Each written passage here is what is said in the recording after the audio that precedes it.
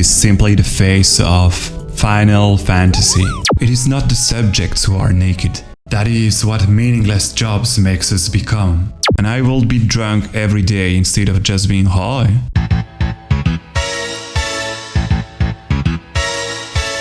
Tired of looking for Japanese art and ending up finding the same 3 results? Hokusai, Murakami, Kusama. They're awesome, but what about contemporary and less mainstream artists? I've got an answer for you.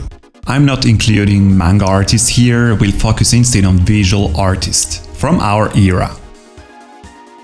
This is not a top chart, by the way. It will be too hard to do simply because they're all dear to my heart. By the way, I'm Goten, based in Japan, I'm into art, and I've got some indie 3D animation projects going on. Let's start without further ado.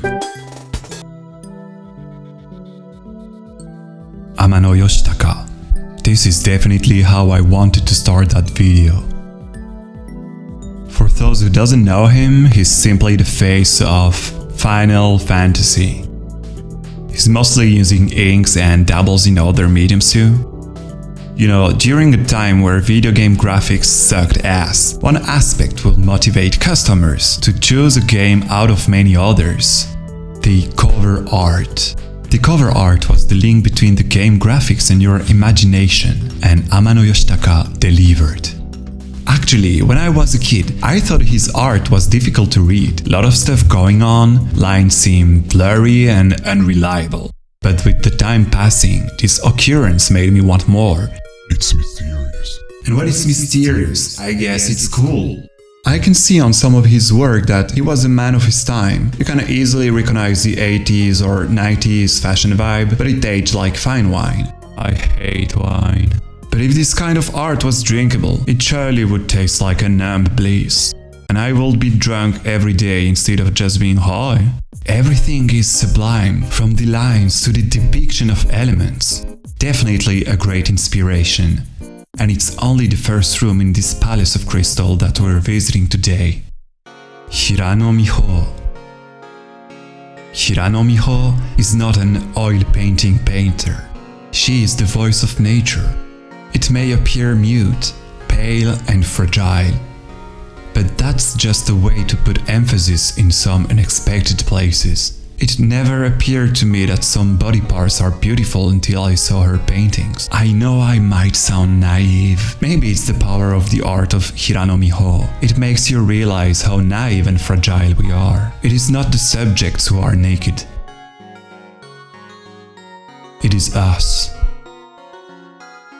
When diving into these paintings, we are relieved from anything artificial. Our names, our status, our culture. It is like a nice wide open fever dream in which we come back to life. Or maybe it suggests something else to you.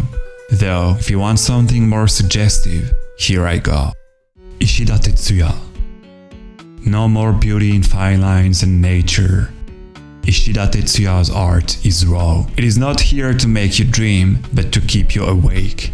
He shows you anything but nature, only artificial devices, where everything is a dangerous, almost invisible monster.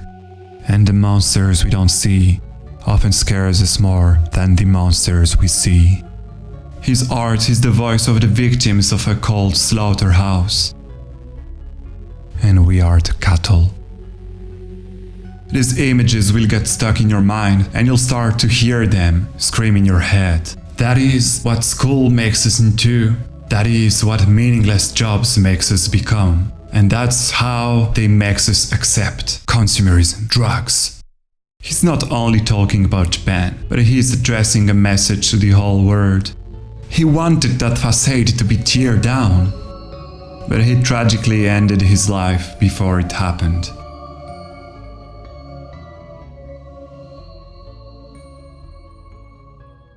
Save Obscure. I think she is the youngest among all the artists from the list, but her future looks bright. She mostly works digitally, but also does oil painting. See for yourself how surreal, almost absurd her work is. Sometimes it is heartfelt, warm, but if you follow her, she'll guide you down a new world. with its own symbols, its own shadows, its own legends. And before you even realize, you're like a reporter, taking notes. Who does what? Who is who? You will find yourself thinking, is there an enigma? No. She wants you to see exactly what she's showing to you, should you stay locked in this word for as long as you don't understand. Did I understand?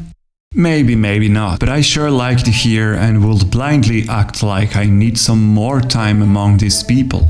I actually met Seiwa Obscure in person when she held a solo exhibition in Harajuku in 2024. She's a really kind person, she even tried speaking English to accommodate us, but we do speak Japanese.